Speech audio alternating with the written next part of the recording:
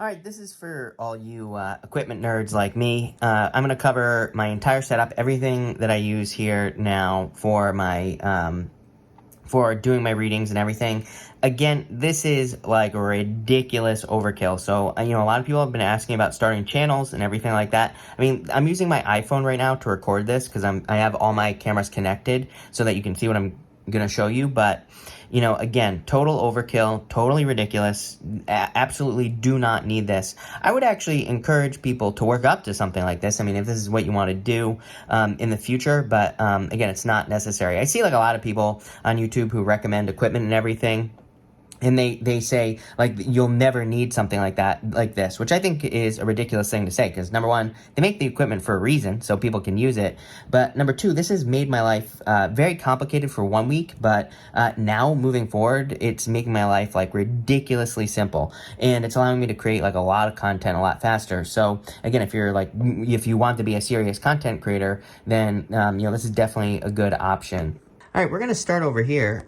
This is a Blackmagic Design 4K switcher, and I think they call it the Studio Pro 4K, whatever.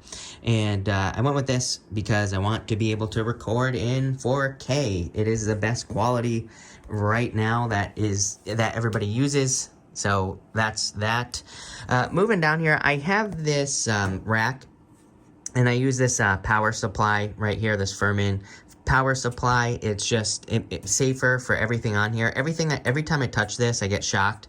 So this prevents things like shocks if you wear staticky clothing and all that other stuff. Also, it's kind of like a surge protector as well, so it protects everything here. I have this multi-view from Blackmagic Design.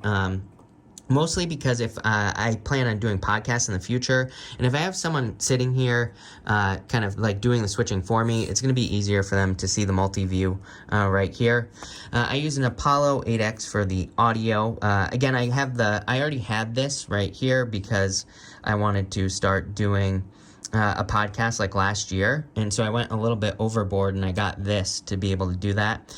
And then this right here is a 12G, this is a Hyperdeck, and this is what allows me to record all the videos that I do when I'm sitting up here. So it just records all the readings when I do my readings, for example. I can also use it as a recorder for podcasts and things like that. Next, we'll look at cameras. I kind of have a mixture of cameras right now. This is a Canon 90D. That is my close-up camera. Then I have over here a Sony a7S III, and I have an Atmos Ninja at the top. That just allows me to see see what you're seeing. And so I use the Sony a7S III as my front-facing camera. It is the best looking camera for the front. And then up there, I have a Sony a6600. They both have these 18 to 35 lenses. They both have this lens right here. This is the 24 to 70. So they both have the 24 to 70 on there. I want to get this camera, the a7S III, over here and also up here, but I can't actually get another camera because of the supply chain issues. To get everything to work, it all comes into here, which is a digital, if I can get that word out. It's a digital or digit kind of thing. I don't know what you call this. It's like a USB-C hub, and that just connects by Thunderbolt into my computer. And so what this does is it allows me to plug everything in from there and connect it to my computer over here. Then, to make my life super, super easy, I have everything connected to this Stream Deck right here. And even when I'm recording, I can come here and you can see I have all my signs laid out right here.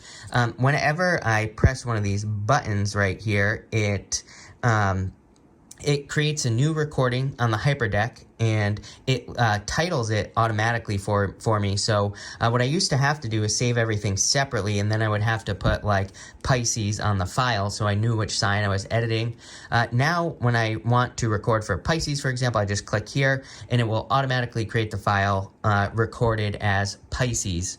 And then these buttons here, they just switch between the cameras. So if you're wondering how I switch live, this is how I do it right here. I also use this microphone right here. This is a Sennheiser MKH416, and it's a pretty good microphone. I'm actually gonna probably be switching this bad boy right here. People always ask me about the audio, and again, this runs into that UAD8X, and people always ask me, again, this is only about this far away from my face. So even though it doesn't look like it on camera, and you can't even see it on camera when I'm recording most of the time, it is much closer to my face than you might think. So it is pretty close.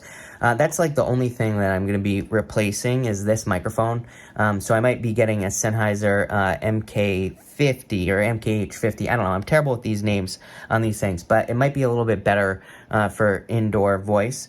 But that's my setup. I think I covered pretty much everything that I could possibly cover. I might actually do another one of these videos showing people that, again, ridiculous. This is a ridiculous setup. I'm actually getting another box for this major setup over here. It's going to allow me to stream, which is another problem that I've been dealing with, not being able to stream from this. So it's going to allow me to stream. Like I said, total overkill. You can see the quality of this iPhone.